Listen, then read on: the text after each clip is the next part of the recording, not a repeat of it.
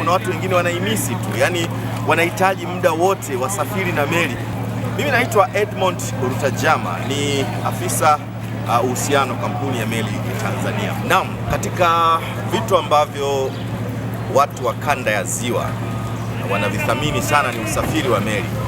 Usafiri wa meli kwa kanda ya Ziwa ni utamaduni, hususan ndugu zangu wa mkoa wa Kagera na kanda ya Ziwa kwa ujumla wake.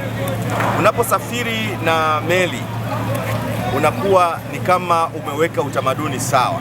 Unapofika Bukoba, kwa kutoka Mwanza kwenda Bukoba, wanakuuliza umekuja na nini? Ukisema umekuja na meli, inaonekana umesafiri kweli. Lakini hata kutoka Bukoba kuja Mwanza, ukisema nimeingia leo kutoka Bukoba, wanakuuliza umesafiri na nini? Wanakwambia nimesafiri na meli. Inaonekana safari yako imetimia hivi. Sasa nataka nikukumbushe vitu vichache tu ambavyo naamini unavifahamu kabisa.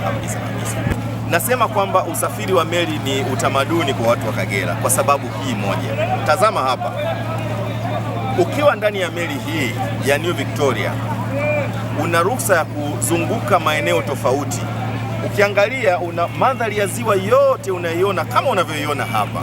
Kwa hiyo ni sehemu fulani ya utalii. Sasa wakati wa usiku meli hii ikiwa inasafiri, utapenda zaidi mandhari ya ziwa na vivutio mbalimbali ambavyo vinakuwepo katika ziwa. Sasa hii ni New Victoria, bado MV Mwanza. MV Mwanza inaanza safari zake, ni kubwa zaidi kwa sababu ni meli ya kisasa na tunataraji itakuwa inafanya vizuri zaidi katika masuala ya kitalii na kupata abiria wengi zaidi kulingana na upya na miundombinu yake ya kisasa.